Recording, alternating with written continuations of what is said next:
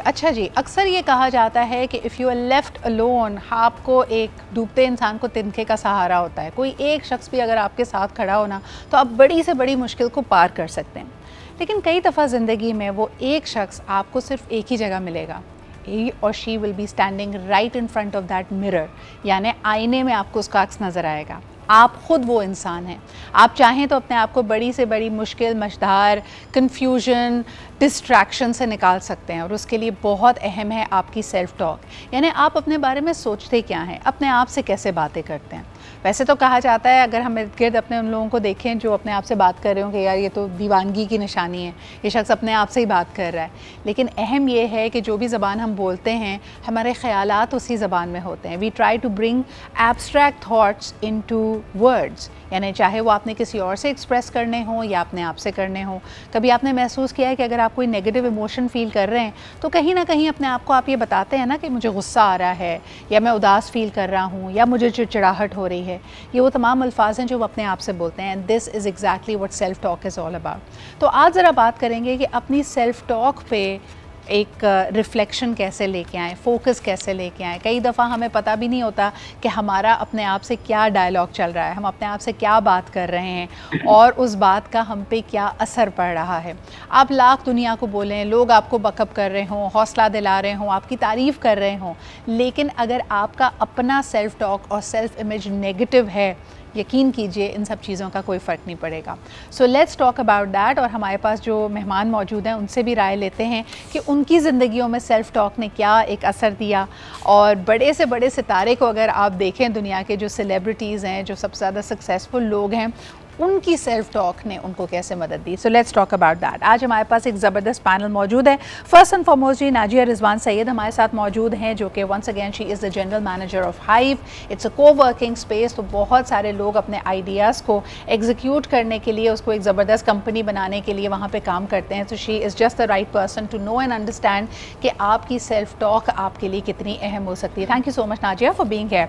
And of course we have with us Sadaf Bhatti, who is an author. She is the first robo lady of Pakistan. यानी health care में कभी कभार तो हम कहते हैं ना, कोई बात करने वाले ही नहीं है। आजकल लोगों के पास चैट जीपीटी है, लेकिन कितना अच्छा हो कि अगर आपके पास इसी तरह का कोई एआई एवटार हो जो आपको मदद कर सके आपकी बीमारी में, आपके मुश्किल वक्त में, आपको याद दिलाने में कि आपकी दवा का वक्त हो गया है। That's exactly what she is done, and we'll find out कि ये आपको जो रोबो है वो कैसे आपका काम करता है। So thank you very much. She is an educationist, an innovator and an entrepreneur. It's a pleasure to have her on the show.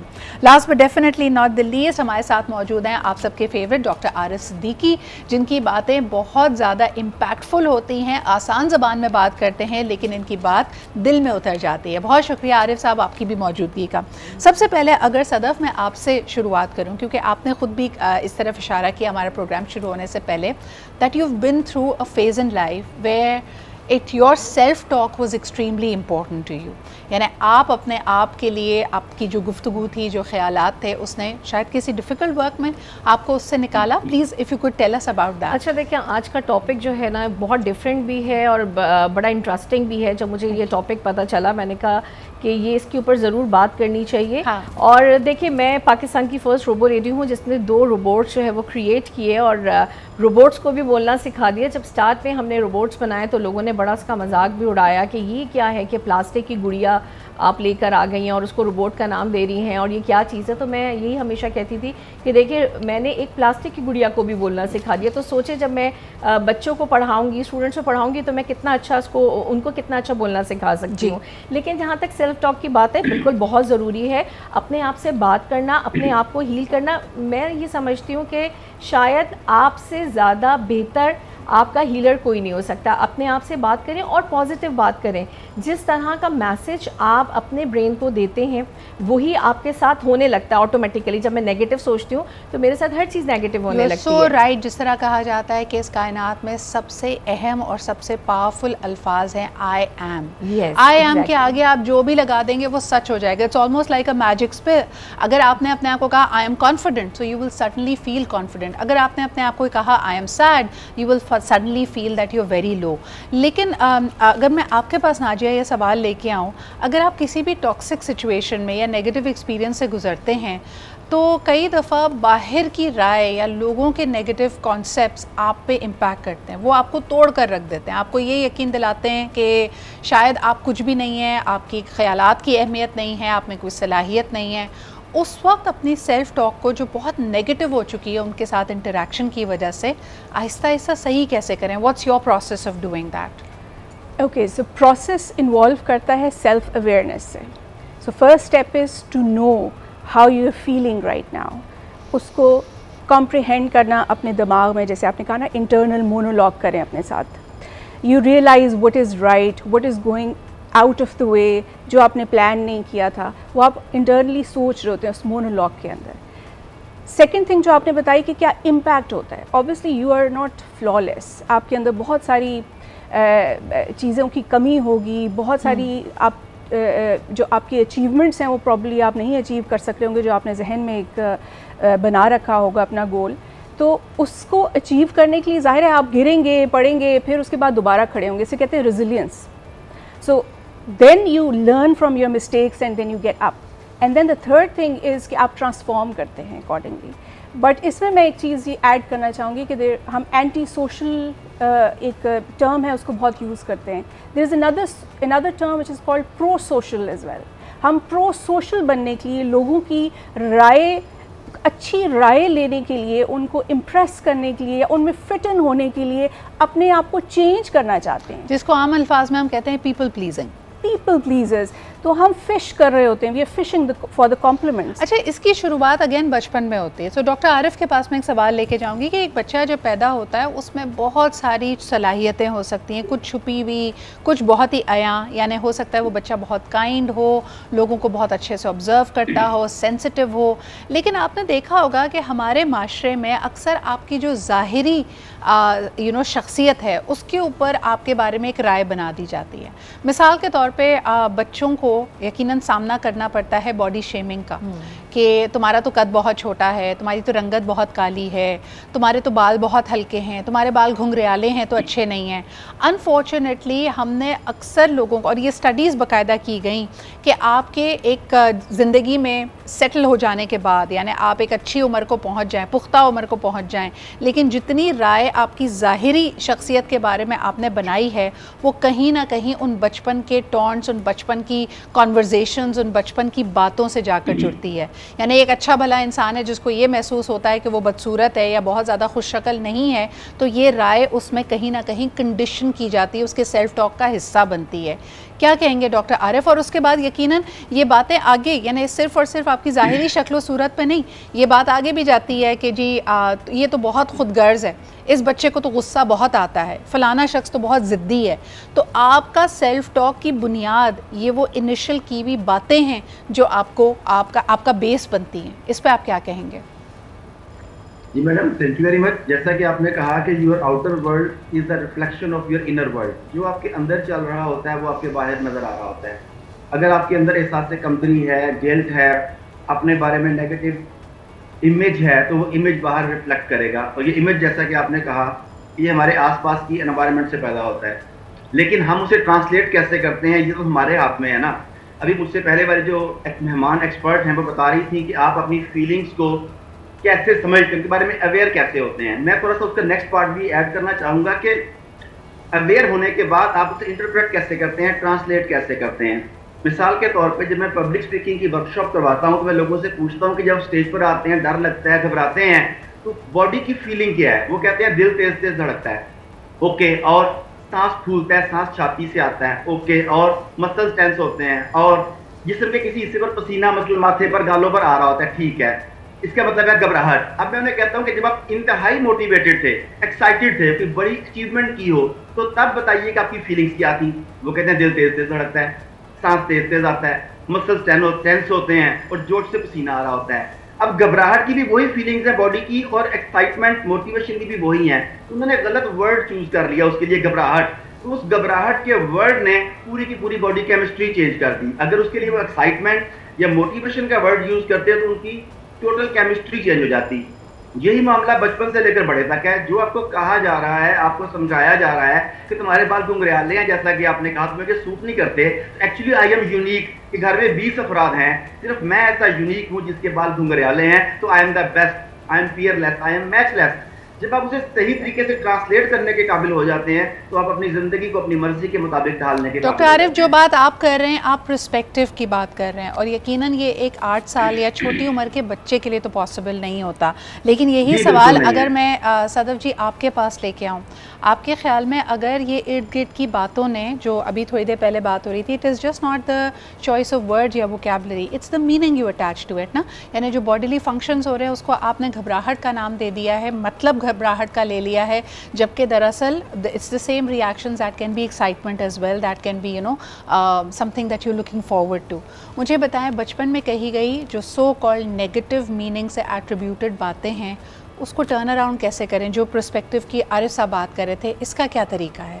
अच्छा, यहाँ पर डॉक्टर साहब ने बड़ी अच्छी एक बात कही। उन्होंने कहा कि जो फीलिंग्स हम लोग टेंस, जो हमारी कंडीशन होती है, सिचुएशन होती है, वही फीलिंग जब हम एक्साइटेड होते हैं तो वही होती है। तो ये एक बड़ी इन्होंने ऐसी बात कही है जो वाकई मैं ये समझ रही थी, बैठी हुई यही मुस्कुरा रही थी कि ये बिल्कुल सही बात है। और देखिए, जहाँ तक मेंटल हेल्थ का ताल्लुक़ है ना, ये सारे जो बातें होती हैं, कमेंट्स होते हैं, ये बच्चे की पूरी ज़िंदगी को जो है वो डिस्टर्ब कर देते हैं। ना सिर्फ बचपन, बड़े होने तक भी एक कॉम्प्लेक्स उनके जो है वो जहन में बैठा हुआ होता है।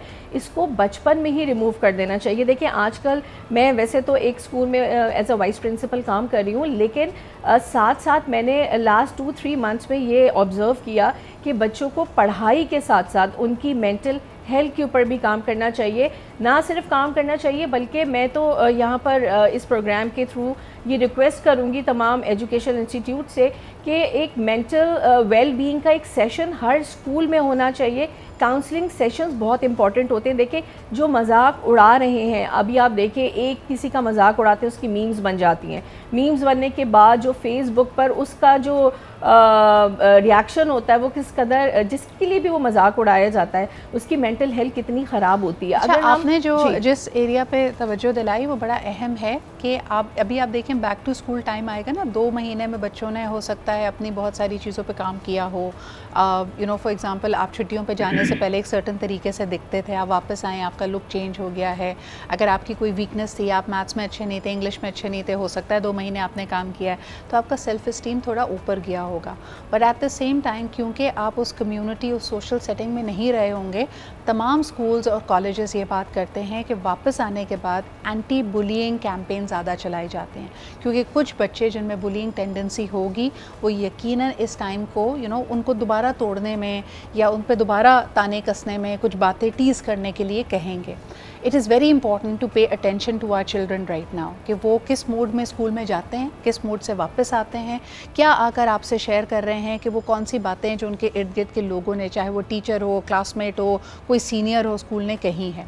आपने प्लीज़ इसके ऊपर तवज्जो देनी है। और साथ साथ कोई भी माँ बाप अपने बच्चे को एज अ बुली इमेजिन नहीं कर सकते, लेकिन अगर आप ये देखें कि आपका बच्चा अपने छोटे बहन भाइयों के साथ कुछ इसी तरह का मजाक कर रहा है, तो कहीं ना कहीं या तो उसका सामना उसको स्कूल में खुद करना पड़ रहा है, और he is becoming a bully. So you have to keep an eye on that. हम कर रहे हैं सेल्फ टॉक की। कई चीज़ें ज़िंदगी के जो मराहिल होते हैं, एक्सपीरियंसेस होते हैं, ये आपकी सेल्फ टॉक को शेप करते हैं। ख़ास तौर पे आपकी अपीयरेंस से लेकर जो आपके आइडियाज़ हैं, वो कहीं ना कहीं दूसरों की, क्योंकि बड़ी इंटरेस्टिंग बात यह है, अगर आप इसको एक फ़िलोसॉफ़िकल वे में भी देखें, कि जो सेल्फ़ है वो आइसोलेशन में कभी एग्जिस्ट नहीं करता। इस सेल्फ़ का अदराक कि मैं अपने बारे में क्या सोचती हूँ, मेरी ज़ात क्या है, मेरी ज़ात को मैं क्या समझती हूँ, उसके क्या ख़दोखाल हैं, ये फॉर्चुनेटली और अनफॉर्चुनेटली कुछ आपको पता होते हैं और कुछ माशरा ही आपका शेप करता है। देयर इज़ नो वे कि आपके पेरेंट्स के या आपके बहन भाइयों या आपके जो करीबी लोग हैं, उनकी राय के बग़ैर एक इमेज ऑफ सेल्फ़ क्रिएट किया जा सके। तो ये पॉजिटिव भी होता है, नेगेटिव भी होता है। कई लोगों को पता भी नहीं चलता कि उनकी सेल्फ़ के बारे में क्या इमेज क्रिएट की जा रही है। जैसे अगर आप एक माँ के ही अल्फाज को देख लें, वो अपने किसी एक बच्चे को कहती है ना कि ये वाला बच्चा मेरा बड़ा समझदार है, इसको जो मैं कोई भी बात कह दूँ तो इसको समझ आ जाती है, ये बड़ा साबिर भी है, बहन भाइयों के साथ अपनी चीज़ को शेयर भी कर लेता है। दूसरे बच्चे के बारे में कहती है नहीं, ये बड़ा अड़ियल है, ये बड़ा ज़िद्दी है, ये तो घर में अगर इसकी पसंद का खाना ना बनाओ तो इसने खाना भी नहीं खाना। ये छोटी छोटी चीज़ें आपकी सेल्फ़ इमेज इमेज को क्रिएट कर रही हैं। एक कॉलर हमारे साथ है, पहले उनकी बात सुनते हैं, फिर पैनल की तरफ वापस आएंगे। हेलो जी, अस्सलाम वालेकुम। वालेकुम सलाम, good morning Sidra Iqbal. Good morning आया, क्या हाल चाल है आपके? अल्हम्दुलिल्लाह, आपके तमाम मेहमानों को पहले तो सलाम हूँ। लेकिन जो आपने फिलॉसफी बताई ना, इतनी जबरदस्त है कि मैं कहता हूँ you can write the book on it, you can rote. आपको कोई किताब जरूर लिखनी चाहिए सिद्रा। जब आप ये रिटायरमेंट पे जाएगी ना, किताब आप अपनी जिंदगी के उस मामला में लिखिएगा, क्योंकि आपका अल्फाज का चुनाव इतनी अच्छी आपने फिलॉसफी बताई कि बड़े मुझे उससे समझ आई बात। बहुत शुक्रिया, थैंक यू सो मच। अच्छा देखिए, बात मेरी नजर में, क्योंकि मैं तो सेल्फ टॉक करता हूँ और बिलीव करता हूँ इस बात से, आप जब तक अपने आप को मजबूत नहीं कर रहे होते ना, आपने बहुत अच्छी बात की कि कुछ पहलू होते हैं कि आपको लोग एक्सप्लोर कराते हैं, कुछ पहलू होते हैं जो आप समझते हैं, लेकिन अपने आप को एक मुतनासिब शख्सियत बनाने के लिए आपको अपने आप को अंडरस्टैंड करना बहुत जरूरी है। और मैं समझता हूँ जो अपने आप को जो आप मोटिवेट कर सकते हैं ना, कोई आदमी नहीं कर सकता। जिस शख्स ने अपने आप को मोटिवेट करना सीख लिया ना, वो समझने के वो फिर मजबूत शख्सियत उसकी बन सकती है। मैं अपना एक पर्सनल एक्सपीरियंस का बयान करूं कि मैंने जिंदगी में बहुत सारी चीजें देखी, लेकिन मैं बहुत सारे यानी मराइल भी गुजरे, बहुत सारे चैलेंजेस भी मैंने देखे, लेकिन मैंने किसी से घबराया नहीं। मैंने बस अपने आप से कहा यू कैन डू इट, तो वो मैं हमेशा करता रहूं। मेरा सवाल जो है ना, आपके पैनल से ज़ाहिर एक्सपर्ट्स बैठे हैं, मेरा सवाल ये कि देखिए, बात ये कि आपकी जिंदगी के अंदर कुछ मराइल ऐसे आ जाते हैं जहां आप बहुत ज्यादा मतलब आपका टूटा हुआ अपने आप को महसूस करते हैं। उस वक्त जरा मुश्किल होता है, उस वक्त आपको सहारों की भी जरूरत होती है, दोस्तों की जरूरत होती है। तो वो लम्हा जब आप अपने आप को कमजोर महसूस कर रहे हैं, उस वक्त अपने आप को कैसे आप बूस्टअप कर सकते हैं, ये बिल्कुल सही। बहुत बहुत शुक्रिया, थैंक यू वेरी मच। अच्छा, एक मेरा पर्सनल ख्याल ये है, नाजिया आप इसमें बताइएगा कि अगर यू एग्री विद इट और नॉट, कि हमें जिस तरह होता है ना, जैसे बीमारी की तशखीस के लिए लैब टेस्ट किया जाता है, पहले तो कई लोगों को शायद यही नहीं पता कि उनकी सेल्फ़ टॉक कितनी नेगेटिव है। किसी के साथ अगर आप बैठें कभी और उसके बारे में बात करना शुरू करें, यानी आप उसकी कोई तारीफ़ करने की कोशिश करें और आप ये महसूस करें कि ये शख्स तारीफ़ को डिफ्लेक्ट कर रहा है, यानी किसी भी चीज़ को मैं कॉम्प्लीमेंट करती हूँ तो आगे से कहते हैं नहीं नहीं कहाँ। अगर आप उसके उसके बहुत ज़्यादा प्रेजेंटेबल होने की तारीफ़ करें, कहते नहीं कहाँ, मैं बस ठीक ही हूँ, यानी पहले बहुत ज़्यादा अच्छा था, आप तो वज़न पुट ऑन कर लिया, एट्सेट्रा एट्सेट्रा। जो शख्स तारीफ़ को डिफ्लेक्ट कर रहा हो, कहीं ना कहीं इसका मतलब है कि उसका सेल्फ टॉक नेगेटिव है। आप क्या समझती हैं? ज़रूरी नहीं है। कभी कभी आप दूसरों के कॉम्प्लीमेंट्स लेने के लिए भी अपने आप को फिशिंग फॉर कॉम्प्लीमेंट्स हो रहा होता है। Fishing for compliments. दूसरी चीज़ ये हो सकती है कि आप इससे पहले कि आपका कोई मजाक उड़ाए, आप अपना मजाक खुद उड़ा लेते हैं। ये भी एक सिनेरियो हो सकता है। yes.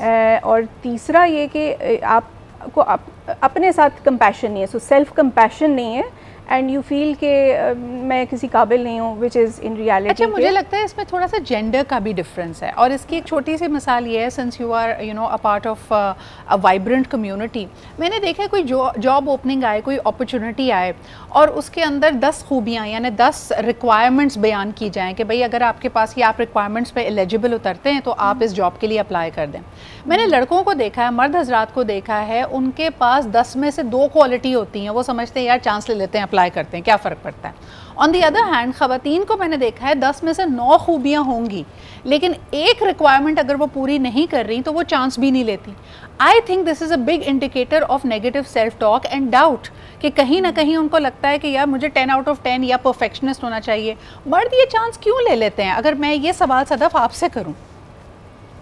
अच्छा देखिए, ख़वातीन का ये है कि एक तो वो अपने आप को कहीं ना कहीं घबराती हैं, डरती हैं कि अगर एक पॉइंट भी पूरा नहीं हुआ तो हमारे साथ क्या होगा, हो सकता है हमें जॉब ना मिले। लेकिन मर्द हजरात चूँकि कॉन्फिडेंट होते हैं, मेरा ख्याल से वो इन चीज़ों से नहीं घबराते, और ख़वातीन का जो कॉन्फिडेंस शेक होता है वो भी मर्द हजरात की वजह से ही होता है। ज़्यादातर मैं बात कर रही हूँ, क्योंकि घर के जो मर्द होते हैं वही जो है वो सेल्फ रिस्पेक्ट उनकी जो है वो, या उनकी ईगो को हर्ट करते हैं, तो ये एक बड़ा इशू होता है कि ख़वातीन घबराना शुरू कर देती हैं। मर्द हजरात वैसे ही ऑलरेडी बड़े कॉन्फिडेंट होते हैं, उनको होता है ये नहीं हुआ तो चले हम कोई और काम कर लेंगे। लेकिन चूँकि ख़वातीन जो होती हैं ना, वो आप समझ लें कि घर भी देख रही होती हैं, जॉब्स भी कर रही होती हैं, तो हर एरिया में चाहती हैं कि हम परफेक्ट हों, तो वो इन चीज़ों से थोड़ा सा घबराती हैं कि आपको लगता है कि जो लोग कामयाब होते हैं, देखिए नेगेटिव ओपिनियंस तो बहुत सारे लोगों के आपके बारे में होंगे ना सदफ, बल्कि आप ये सवाल नाजिया अगर आप इसका जवाब देना चाहें, नेगेटिविटी तनकीद ये तो हमारा नेशनल हॉबी है, लोग आपकी बुराई ज़्यादा करेंगे तारीफ़ करने के बजाय।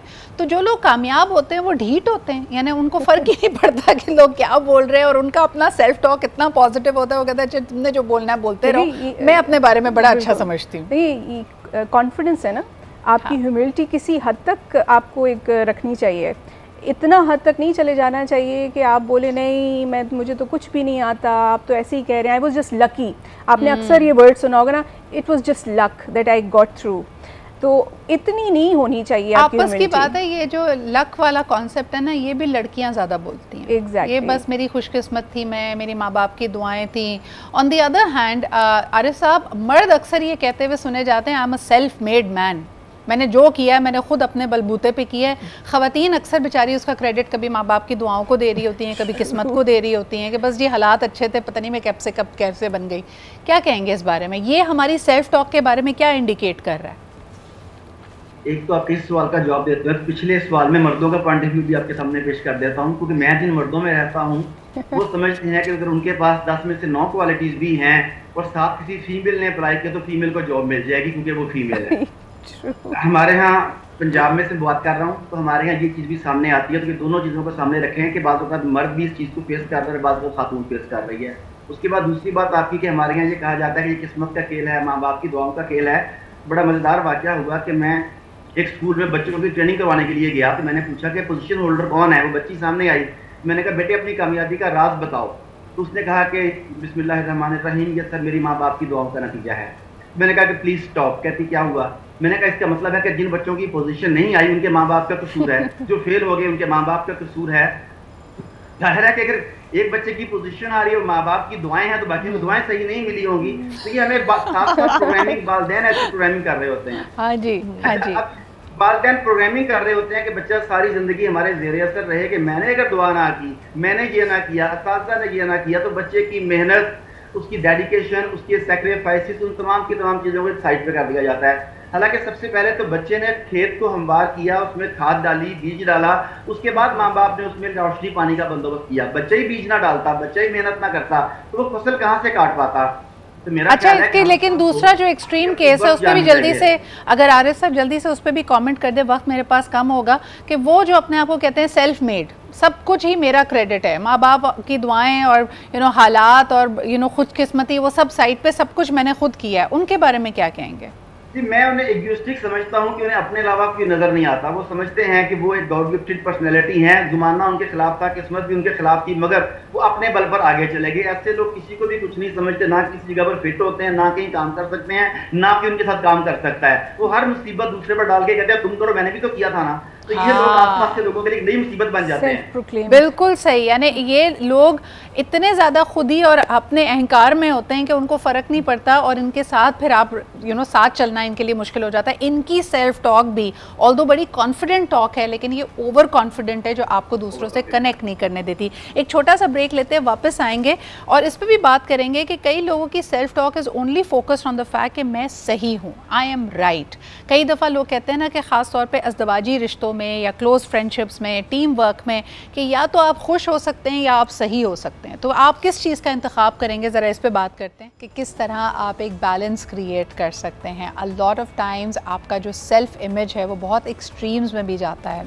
आपने कई दफ़ा देखा होगा, आप बच्चे को अगर एक मजहबी तालीम देते हैं, अगर आप उसको एक दीनी शरई तौर पे अच्छा इंसान बनने की तलकीन करते हैं कि तुमने सच बोलना है, अल्लाह पे तवक्कल करना है, किसी का बुरा नहीं चाहना है, तो कई दफ़ा जब आप नेसेसरी ऐसी सिचुएशन से गुज़रते हैं जहाँ आप अपना दिफा कर रहे होते हैं, वहाँ आपकी ये दोनों ख़यालात आपस में तसादुम में आ जाते हैं। आपको समझ नहीं आता है कि एक अच्छा इंसान होने के नाते आपको दूसरे को एट अ डिस्टेंस रखना है या बड़ी ट्रांसपेरेंसी के साथ हर चीज़ शेयर करनी है।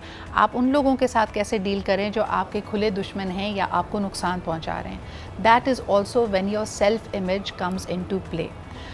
सबसे पहले अगर इस बात की शुरुआत सदफ आपसे करूं जैसे एक लड़की को हमेशा तो तालीम दी जाती है कि तुम एक अच्छी बच्ची हो, अच्छी लड़कियां ऐसे नहीं करती हैं, अच्छी लड़कियां वैसे नहीं करती हैं। आपने अक्सर देखा होगा ख़वातीन इसी वजह से गुस्से का इजहार करना गलत समझती हैं, या अगर किसी ने उनके साथ बहुत बुरा किया, टॉक्सिक सिचुएशंस में है, चाहे ससुराल वाले बुरा कर रहे हैं, पार्टनर बुरा कर रहा है, वो सेल्फ़ इमेज वही है कि मैं एक अच्छी लड़की हूँ, मैं साबिर हूँ, मुझे पलट कर जवाब नहीं देना, या मुझे बार बार लोगों को माफ़ कर देना है। आज की साइंस आपको ये सिखाती है कि जब एक इंसान खुलकर आपके सामने आ गया है, एक पैटर्न आपके सामने आ गया है कि ये बदलने वाले नहीं हैं, ये आपको नुकसान ही पहुंचाएंगे, ये आपको तकलीफ़ ही पहुंचाएंगे, तो फिर क्या करना चाहिए? क्योंकि द मोमेंट आप अपना दिफा करने लगते हैं या अपने आप को पीछे करते हैं, तो आपकी सेल्फ टॉक आपको कहती है कि आप कोई विलन बन गए, आप कोई बहुत ख़राब काम कर रहे हैं। So what is your take on that? देखिए, ये पेरेंट्स जो आजकल तो खैर तरबियत का मैं कहती हूँ कि बहुत ही ज़्यादा फुकदान है, लेकिन जब पेरेंट्स ये तरबियत देते थे लड़कियों को, लड़कियाँ करती भी थी, सर्वाइव भी किया उन्होंने, बहुत टफ़ सिचुएशन में भी वो उन्होंने ससुराल में भी अपना गुजारा किया। लेकिन अब जो इस वक्त जो टाइम है, अगर अब ख़वातीन अपना मुकाबला नहीं करेंगी, मुकाबला का मतलब ये नहीं है कि आप बदतमीज़ी शुरू कर दें, आपको अपनी लिमिट्स पता होनी चाहिए, आपको एथिकली स्ट्रॉन्ग होना चाहिए कि आपको जवाब के बदले में रिस्पॉन्स देना है। अगर आप नहीं देंगे तो अगला आपको यही समझेगा कि इसको तो बात करनी आती ही नहीं, ये तो बहुत बेवकूफ़ है, एक ये कॉन्सेप्ट भी होता है। तो अपना सेल्फ़ डिफेंस भी बहुत ज़रूरी है, लेकिन इसकी जो है ना तरबियत जो है वो पीछे से होनी चाहिए कि हमारी लिमिट्स क्या हैं। हम बिल्कुल जब किसी से फ़ाइट कर रहे होते हैं, जवाब दे रहे होते हैं, तो इतने गलत वर्ड्स यूज़ करते हैं कि एक लड़ाई का माहौल बन जाता है। तो मेरा जहाँ तक ख्याल है कि गर्ल्स को जो है वो एथिकली भी स्ट्रॉन्ग करना चाहिए और इमोशनली भी उनको जो है ना वो बहुत ज़्यादा स्ट्रॉन्ग होने की ज़रूरत है इस वक्त कि उनको अपना दिफा कैसे करना, अपना डिफेंस गर्ल्स कैसे और बॉयज़, मैं तो कहती हूँ इस बात से कतई नज़र, अगर आरिफ साहब ये सवाल आपके पास लेके आऊँ कि एक अच्छा इंसान बनने की जो तलकीन हमारा माशरा, हमारे वालिदैन, हमारी शरीयत हमें देती है, कभी कभार प्रैक्टिकली जब आप उसको अप्लाई करते हैं तो आप बड़ा अपने आप को बेवकूफ़ तसव्वुर करते हैं कि यार लोग तो मुझे रोनते हुए चले जा रहे हैं, मेरा मजाक बना लेते हैं, मुझे धोखा दे देते हैं। और जब आपके पास ऐसी सिचुएशन आए तो आप कहीं ना कहीं ये प्रेशर अपनी सेल्फ टॉक, अपने सेल्फ इमेज की वजह से महसूस करते हैं कि यार मुझे माफ़ ही कर देना चाहिए, कोई बात नहीं, मैं एक बड़ा इंसान हूँ, मैं ज़्यादा अच्छा इंसान हूँ। इस बारे में आप क्या कहेंगे? मैडम, सोचों को रिफ्रेम करने की ज़रूरत है। सैयदा आयशा सिद्दीक़ा रज़ियल्लाहु तआला अन्हा से किसी ने पूछा कि रसूलुल्लाह के अखलाक क्या थे, उन्होंने कहा वो मुजस्सम कुरान थे। अब रसूलुल्लाह ने जहाँ पे गरीबों की मदद की, यतीमों बेवाओं का सहारा बने, भी उन्होंने तलवार भी निकाली।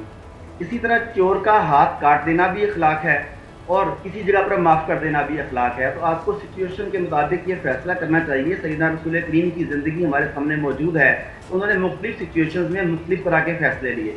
किसी जगह पर तलवार का सहारा लिया, किसी जगह पर छोटी मोटी सजाओं पर, किसी जगह पे माफ़ कर देने का, दरगुजर का फैसला किया। अगर हम कहते हैं कि वो हमारे लिए बसीरत, तो हमें भी देखना चाहिए कि किन मामलात में एक दफ़ा दो दफ़ा नज़रअंदाज कर देना मुनासिब है और अब लिमिट ख़त्म हो गई, अब मुझे शट ऑफ कॉल देनी है और अब मुझे बाउंड्री से बाहर निकाल फेंकना चाहिए उस बंदे को। जब तक ये तकनीक अप्लाई नहीं करेंगे आप परेशान रहेंगे। बिल्कुल सही। अच्छा, और कई दफ़ा हमारी सेल्फ टॉक में जब हम मजलूमियत का एक रूप धार लेते हैं कि हम ही विक्टिम हैं, हमारे माँ बाप ने भी हमारे साथ बुरा किया, माशरे ने भी बुरा किया, शौहर और ससुराल ने भी बुरा किया, बच्चे भी बुरा कर रहे हैं हमारे साथ, तो ये भी एक एडिक्टिव क्वालिटी है। ये बात मैं आपके पास नाजिया लेके आना चाहूँगी कि sometimes when you are playing victim, आपके जहन में एक विक्टिमहुड का स्क्रिप्ट चल रहा है इन योर सेल्फ टॉक, तो वो भी अपने आप में बड़ा एडिक्टिव होता है। तब आप अपने दोस्त के पास जाएं और वो आपको रियलिटी चेक दे कि नहीं नहीं इतना भी बुरा नहीं है तुम्हारे साथ, तो हमें दोस्त भी बुरा लगने लग जाता है। थेरेपिस्ट अगर आपको ये कहने की कोशिश करे कि ठीक है तुम्हारा गम, तुम्हारा दुख मैंने सुन लिया, अब इससे अपने आप को निकालो, तो हमें लगता है हम उस वक्त थेरेपिस्ट भी चेंज कर लेते हैं। तो विक्टिमहुड भी आपके ख्याल में एडिक्टिव होती है? बिल्कुल। आई ऑलवेज से कि जो आपकी जो इंटरनल मोनोलॉग है ना, ये आपका सॉफ्टवेयर है। तो आपका सॉफ्टवेयर करप्ट हो जाता है over time. When you keep on thinking negative, तो आप कहते हैं ना ये बंदा जो है इतना ईविल हो गया कि इसके चेहरे पे ईविलनेस नज़र आ रही है। उसी तरीके से इफ़ यू आर नेगेटिव, आपके जेस्चर्स, आपकी ज़ुबान के अल्फाज के चुनाव, आपका श्रिंकिंग बॉडी, और जब आप बात करेंगे तो आप झिझकेंगे कि पता नहीं मैं सही बात कर रही हूँ कि गलत बात कर रही हूँ, कोई बुरा तो नहीं मना जाएगा। So all these things they become part of your soul, your software, your personality. तो मिरर करने शुरू हो जाते हैं आपकी अंदर की जो थॉट्स हैं ना वो आपके चेहरे पे नजर आने शुरू हो जाते हैं। कितनी अच्छी बात आपने की कि कई दफ़ा जो डिप्रेस लोग होते हैं, जो अपने आप को बहुत ज़्यादा विक्टिम, मजलूम, शुरू में तो शायद आपको हमदर्दी मिले, लेकिन अगर वो आपकी पर्सनालिटी का, आपके अटायर का हिस्सा बन जाए तो लोग फिर आपसे कटने लगेंगे। आपने क्या महसूस किया नाजिया? बिल्कुल, देखिए ये कुछ हद तक आपको एक दफ़ा नहीं, 2 दफ़ा नहीं, वो आपको सहारा देंगे, बोलेंगे कुछ नहीं होता, ठीक हो जाएगा। Next time they won't even involve you. अगर मैं कॉर्पोरेट वर्ल्ड की बात करूँ, कोई हर दफ़ा ये कहेगा मेरे घर में बच्चे बीमार थे, मेरे माँ बाप थे, फिर भी मैंने ये काम किया। अगली दफ़ा आप उस पर रिलाई नहीं करेंगे कि भाई इसके साथ तो बड़ी प्रॉब्लम्स होती हैं, let me give this job to somebody else. Problem child चल रहा है ये तो। बिल्कुल सही है। अच्छा, तो ये मुझे बताएं कि अगर कोई शख्स जब अकेला अल्लाह ताला उसको कर देता है, मुझे लगता है ये भी उसके लिए एक अल्लाह का एहसान है, ताकि वो अपने ऊपर रिफ़्लेक्ट कर सके, सोच सके कि यार हर दफ़ा मेरे साथ ही ऐसा क्यों हो रहा है, लोग क्यों छोड़ कर जा रहे हैं, और अपने रवैये पे, अपनी सेल्फ थाट्स पे, अपनी सेल्फ टॉक के ऊपर वो कहीं ना कहीं नज़रसानी करे। सदफ़, ये कितना आसान होता है अपनी सेल्फ टॉक को बदलना? देखिए ये आसान तो नहीं होता, बहुत मुश्किल होता है। और जब एक तरह के थॉट्स हमारे अंदर आ जाते हैं कि हम एक ही चीज़ को सोचना शुरू कर देते हैं, तो हमारी पर्सनालिटी भी बिल्कुल वैसी ही हो जाती है। और इसको थोड़ा सा ना, ये मेरे पास भी इस तरह के बड़े केसेस आते हैं और मुझे लगता है कि ऐसे लोग थोड़े से इरिटेटिंग भी हो जाते हैं और वो कोशिश करते हैं कि हर जगह से उनको हमदर्दी मिले। अगर बच्चा बीमार नहीं भी होगा, उसको खांसी भी होगी, तो वो एक पूरी स्टोरी क्रिएट करेगा और वो हमदर्दी लेने की कोशिश करेगा, क्योंकि ये उसकी नेचर बन चुकी है और उसको कोई भी समझाने वाला नहीं है। तो ये प्रॉब्लम उसके साथ बढ़ती चली जाती है और उसको लगता है मैं दुनिया का सबसे ज़्यादा मजलूम इंसान हूँ और सब उसके साथ बस हमदर्दी करें। और बड़ी सेल्फ टॉक की प्रॉब्लम है, जिसमें कुछ लोगों के जहन में एक स्क्रिप्ट फंस जाता है, जिसको बड़ा अच्छा नाम अभी नाजिया ने दिया कि इट्स अबाउट गेटिंग फीलिंग, आपका सॉफ्टवेयर करप्ट हो गया है, and that is I am right. कुछ लोगों को लगता है दुनिया में कुछ भी हो जाए, उनकी सेल्फ टॉक ही होती है आई एम राइट, मैं गलत नहीं हूँ, मुझे किसी से माफ़ी नहीं मांगनी, मुझे कुछ नहीं बदलना। ये कितना नुकसानदेह हो सकता है? Very quick thought on it Nazia. नुकसानदेह है, देखिए आपका एवरीडे लाइफ से, आपकी फैमिली इससे इफ़ेक्ट होती है। बिकॉज एक चीज़ जो पहले भी हम डिस्कशन कर रहे थे, देखिए माँ अगर कहेगी ना मैं तो किसी काबिल नहीं हूँ, बस मैं घर चलाती हूँ, आई एम अ हाउस वाइफ। आपने कभी किसी को सुना है उर्दू से भी अगर उसके रिलेटेड कोई वर्ड है कि I am a house maker, I take care of my family, I take care of my house. तो बच्चा क्या सीखेगा? वो यही सीखेगा कि ये जो काम हो रहे हैं इनकी कोई वर्थ और वैल्यू नहीं है। तो प्रॉबेबली मैं भी जो कर रहा हूँ या कर रही हूँ उसकी भी कोई वैल्यू नहीं है, क्योंकि मेरी तो माँ की भी कोई वैल्यू नहीं है। बिल्कुल सही। तो ये भी एक जनरेशनल ट्रॉमा हो सकता है। बहुत बहुत शुक्रिया नाजिया, सदफ और डॉक्टर आरिफ हमारे साथ मौजूद होने के लिए। ज़बरदस्त बातें आप लोगों ने की। एक दफ़ा फिर हमने अपने व्यूअर्स को ये बताया कि कुछ नहीं तो आज 10 मिनट अपने लिए निकालिएगा और सोचिएगा कि आपका अपने बारे में क्या ओपिनियन है, क्या एक राय आप अपने बारे में रखते हैं, and that will tell you a lot about your self talk. इसी के साथ मुझे इजाज़त दीजिए, इंशाल्लाह कल आपसे फिर मुलाकात होगी। अपना ख्याल रखें। खुदा हाफ़िज़।